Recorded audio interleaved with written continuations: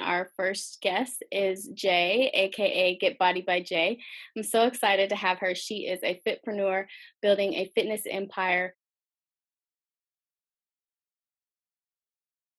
A long time ago when Instagram first came out, I would always hashtag eat clean, train dirty. And that's kind of like a well known hashtag now. It's like everybody uses it. But when I was hashtagging it, it was literally like I can remember going to the hashtag and it was all my stuff. It was only me and everything. And now everybody's doing it. So that was basically what you can find me at is eat clean, train dirty, or just straight get body by Jay.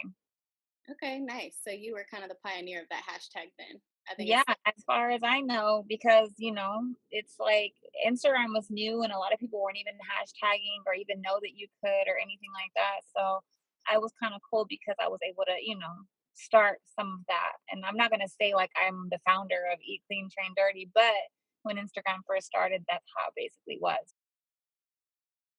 Definitely sneakers. yeah. I c I could do both, but I wear sneakers every day. It's the only time that I wear heels, stilettos is when me and my husband go on a date or I'm hosting some kind of event where I have to throw them on. I'm with you. I'm so Yeah. with you. Okay, so what are those staples that you get whenever you go to the grocery store or the farmer's market? The almond milk is number 1, is Ezekiel milk. It definitely eggs. I love eating egg whites, and I actually crack the egg and get the egg white out. I used to do the carton, but now I'm a little bit more traditional with it. And I would have to say like asparagus, my top faves, almond butter, things like that. Do you have any guilty pleasures? Around the time that I'm going to get my cycle, that's when I crave the worst things. So I usually come home with chocolate donuts, barbecue chips, and lemons. And you would think that I was pregnant because that's like the pregnancy list. I crave ice cream and everything. So every month we're looking around like, are you pregnant?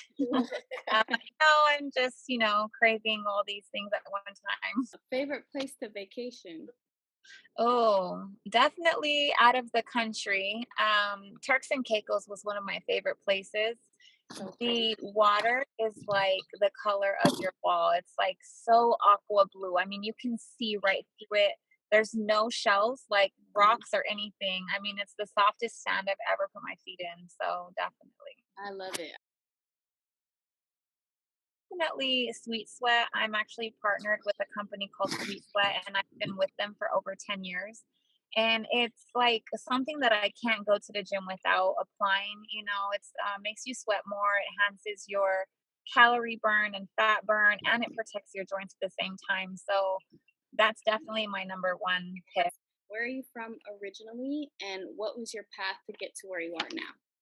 I am from Espanola, New Mexico, and as a young girl, my favorite subject always I like the adrenaline rush of the class, running, the challenge that our coach used to give us during class. And it seemed like I was the only one really into it. Everybody dreaded that class. And I was like, oh, I can't wait till we go to PE.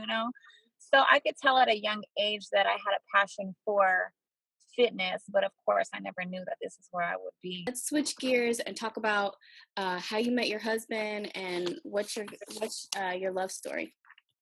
Well, we actually met through a mutual friend. It was actually his friend, and I had met her. And then, like, we kind of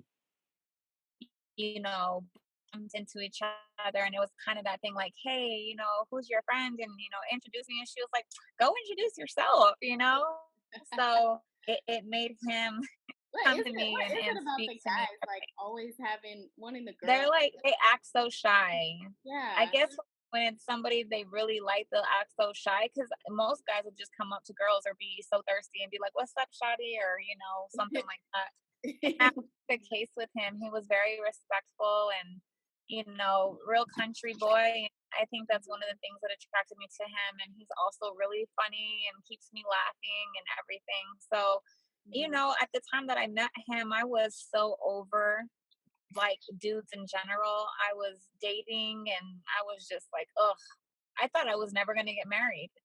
I'm Mhm. like, I'm good with being single. I never want to get married because I had been hurt so much. Mhm. and I was over being hurt. So I was just like, I had just had that attitude. And, you know, 3 weeks later, here he comes and he just changed all that. But it took me a while to bring my wall down. He had to literally work his way over that wall, because I thought he was going to be like all the others and end up hurting me, lying to me, painting a pretty picture and then turning into some jerk. And he didn't.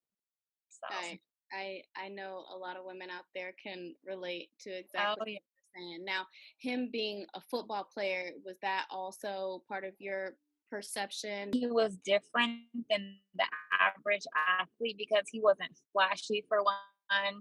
He wasn't like boastful, he wasn't like, oh, I play in the NFL, da da da da. Like it's not something that he like announces, like he doesn't let that be a representation of him. So he was individual first and then play for the NFL. But I didn't even know that until after, a couple of dates. So like I said, he wasn't flashy and he's not the typical, most of them have like all these chains on and big diamond earrings and they're real cocky and everything. And he was more so confident than cocky. And that also attracted me because I've always been attracted to like laid back guys. I don't all that flashy stuff. I just feel like it's too loud and Mhm. it shows like a sign of insecurity in a sense, depending on how they act. Do you think that there's a negative perception of the wives and girlfriends of pro athletes? Yeah, in a sense, I do. I feel like if you're simply just a follower and you're following social media and you're following a lifestyle, you only see so much. And us as wives only show but so much. And yes, sometimes we want to be proud and we want to post, things we may do, vacations we may take, cars we may buy, purses, shoes, all that stuff. But that doesn't mean that that's all that we do. And I feel like a lot of women, I mean, I'm like I said earlier, there may be some that just do that and don't have a career and don't have anything going for themselves, but for the ones that do, I feel like we need a voice. We need to be recognized. Like this woman does her thing, she makes her own money. She is a team with her husband. Even if he makes more money than her, they're still a team. They do things together and we don't always have our hand out. Mhm. So I feel like society makes us look bad. I think that the representation of us is bad when you think about it, depending on how you look at it, I guess, and how you portray a football wife or NFL athlete. I feel like success should be something that you have joy in and put love into because that'll be the ultimate success. I feel like sometimes people really don't do what they love to do, but they may make money doing it, but then they're stressed out. They may not eat, they might not sleep well, they might not perform to their full potential at what they do because they're not happy doing it. So I feel like you have to have a happy balance between being happy with what you do and love what you do and be successful and have like the family thing going. If you're married or have kids, you have to have that happy medium.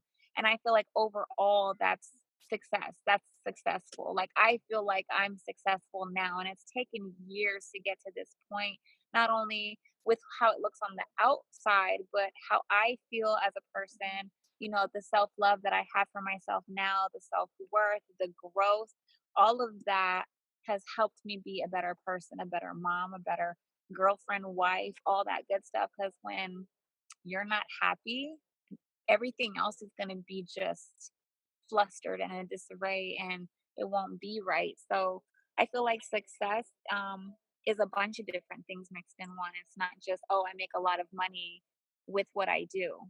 And I feel like a lot of people just want to make the money, but they're not really happy. That's why you have all these people out here that have all this money and they're on drugs, they're committing suicide because they haven't found their actual happiness. Me really happy is being able to change people's lives that I don't even know, that I've never met, that may follow me for inspiration, that may be, at rock bottom, and one single post or one single caption that I may say and can change their whole day. Or like, hey, I really needed to hear that. Thank you so much. I love following you and things like that. So being able to be an inspiration to people, not just women, but people all over the world, men and women and young girls or whatever, that's what makes me feel good. And that's really the ultimate goal is, how I leave people feeling when I meet them in person, when they do a class, or them following me. And just being an honest person. That's one thing about me is that I'm an open book. I'm very honest about my past, my life in general, where I'm going, and I'm actually writing a book right now. And I don't care if people judge me from my past because that's not you know, what or who I am today. It's what made me stronger or weak or whatever along my journey. It's just a part of my story, and everybody has a different story. So I'm not writing the book for acceptance or for people to be like, oh, I like her now, or I don't like her now that I know this or that. It's for me because I love me. So I really don't care what people think of me and how they portray me or anything like that because at the end of the day, they're not the ones that are going to judge me, you know? The man above is going to be the one to judge what I've done and all those types of things. So we're merely just here. And I feel like we've put here to do what he gave us to do. Like, like I'm going to give you this passion, I'm going to give you this, and I'm going to see what you're going to do with it. That's what we're supposed to do. We're supposed to do what we're passionate about and the gifts that he gave us that don't cost money. Artists, singers, dancers, fitness instructors, moms, things like that. So that's who I'm here to please. First thing that comes to my mind or my heart is knowing what it felt like to have a father. That's what I would love to know because I feel like if my father was there for me the way that was supposed to be there for me, it would have saved me a lot of heartache and pain, growing up and being in relationships and things like that because I didn't know what a man was supposed to treat a woman like because I never saw my mom was never in a serious relationship growing up and my dad was never there, so I never knew what a male figure is supposed to be or do. I didn't know what a man was supposed to be. So when you grow up without one and you start dating, you just accept any old thing because you don't know the boundaries and the standards and the things that you're supposed to hold a man up high for, and how he's supposed to respect you and treat you. So you not knowing that and being insecure about certain things, you just accept, abuse or verbal abuse, mental, physical abuse. You accept anything and you just want to be loved because you never had that. So that's what I would love to know what it felt like is to have a father. So I have my family, and now I'm married, and now my kids, everybody's in one house. Now I feel like, wow, this is what a family feels like. This Yeah, is you how should it's be supposed to proud of be. that. Couldn't imagine in putting them in an environment like that, like at all. Like they live so healthy and they don't see any abuse. They don't see, my husband calling me out my name and shoving me around and throwing things around. Like at all. And I saw that growing up all my life and I've been through it. So I'm just so glad that I broke the cycle and I don't have to put them through that. And I think women a lot of the times first they stay because they're scared, but then a lot of times they're like, well, I don't want to break up the home that I have kids with this man. But it's like, what are you teaching your kids, especially your daughters and your sons, that it's okay to accept the abuse? Are you teaching your sons that it's okay for a man to hit a woman or, talk to them crazy? So we have to think about the future. We Yeah. have to be strong enough to make better choices in our life because it'll help change our kids' life.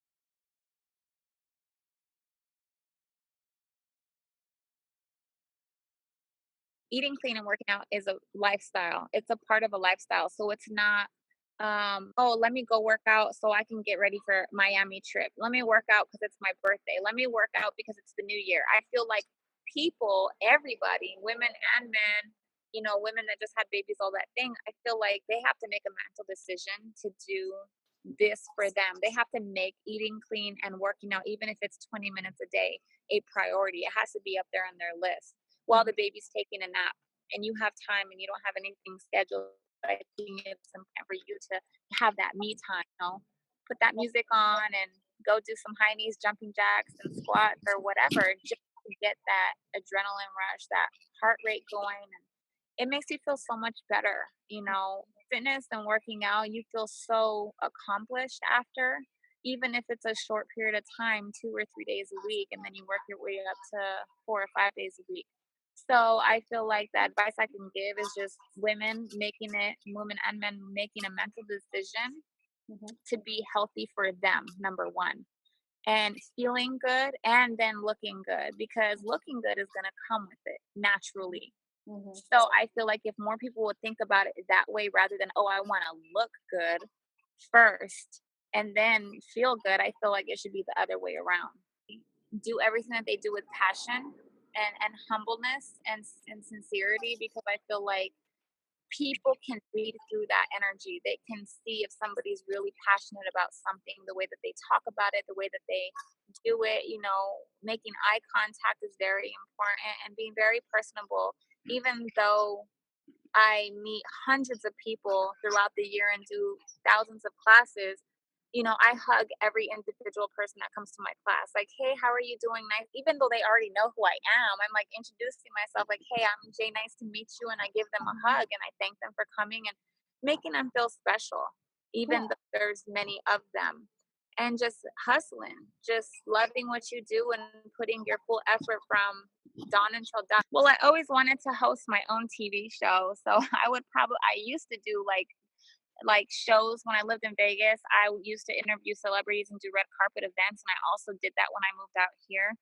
So I feel like if I wasn't a fitness coach, I would definitely be on TV, whether it was behind the scenes or in front of the TV or hosting a show or, being a actress doing movies and stuff like that. Cause that was my like second love. What's next for you? Or have you arrived? Because you say you're successful. Do you feel like you've arrived? And if not, what's next? Definitely am always open for more growth. I'm never like, "Oh, I'm comfortable here. I'm good. I don't have to do anything else." No, I'm always like looking for the next horizon. I'm never satisfied, and I don't know if that's a good or bad thing, but I got to stay busy. If I Mm. really wanted to, I could just keep doing the same stuff and retire or do whatever, but I'm always reaching for more. Like I said, I'm writing a book and I'm coming out with that before the year is over. Me and my husband are working on my app right now, so that'll drop before the year is over. And then just continuing to travel. But as every year progresses, I want to go to more places and start going out of the country. So my goal for 2017 is to go to London. And so that'll be the first time that I hit, the UK. So that's definitely on the list, and continuing to build my brand and get more creative and innovative with things. And I know along the way some TV stuff will come. I can just feel it. Working on some stuff with Steve Harvey now, and just different things. There's a lot going on, and I feel like whatever's supposed to happen will happen in due Absolutely. time. Yeah. Awesome. Well, it sounds like you got a lot of great stuff going on. I appreciate you taking the time to talk to me, and I wish you the best with all your upcoming projects and a class next week, right? Yeah, I do. It's to raise awareness for breast cancer. So we have a class on the 22nd of October. It's a Saturday at Lenox Park at 8:45 a.m. So definitely gonna do that. We always have fun. We make it fun. We don't make it like, oh, I don't want to go. It's like it's a good fellowship for women to do and motivate each other. We sometimes have like little drills where like we'll put groups together and we'll have them, race each other, and Mhm. that's really fun because it helps push the women. They help push each other. Thank you, Stone. Thank you so much for having me, and I'm sure I'll be working with you in the near future.